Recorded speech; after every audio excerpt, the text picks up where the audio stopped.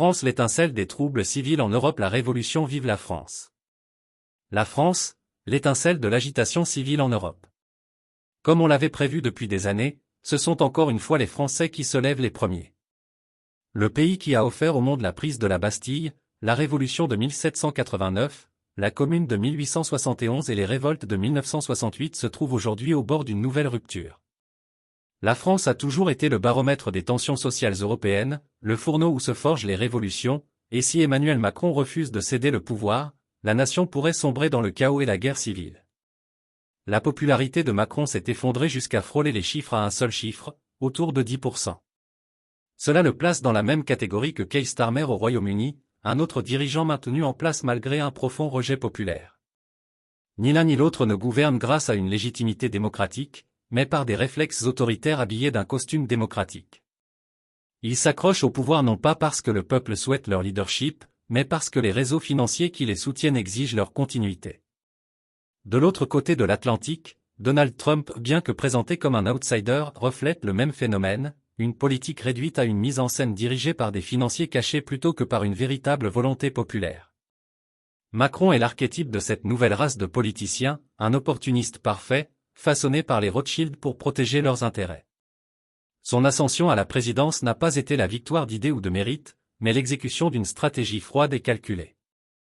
Des candidats plus solides comme François Fillon ont été anéantis par des scandales soigneusement déclenchés au bon moment, tandis que Marine Le Pen a été discréditée par des campagnes médiatiques incessantes. Ce ne furent pas des accidents, mais des éliminations chirurgicales. Ce qui s'est déroulé en France n'était pas un processus démocratique, mais une ingénierie du pouvoir destinée à garantir que seuls les candidats fidèles à l'aristocratie financière puissent s'élever. L'ironie historique est frappante. La Révolution française a autrefois brisé le pouvoir de l'ancienne noblesse, et pourtant la France est aujourd'hui dirigée par une nouvelle noblesse, l'élite financière. Là où siégeaient jadis ducs et comtes, règnent désormais banquiers et dynasties industrielles. Les Rothschild, héritiers de siècles d'empires financiers, se dressent comme les monarques invisibles de l'Europe, choisissant les dirigeants comme autrefois les rois. Macron n'est pas un chef du peuple, il est leur préfet, imposé pour administrer les intérêts de ses parrains. Mais ce phénomène ne se limite pas à la France. Il s'étend à tout le continent. Starmer à Londres, Merz à Berlin, Ursula von der Leyen à Bruxelles et Stoltenberg à l'OTAN partagent tous la même origine.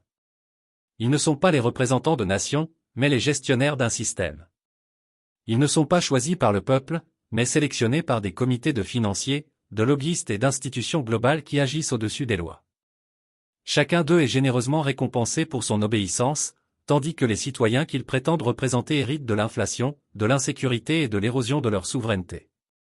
Le risque est clair, la France pourrait bientôt allumer l'incendie qui se propagera en Europe. Les masses désillusionnées, contraintes de subir des dirigeants qu'elles n'ont jamais réellement élus, approchent de leur point de rupture.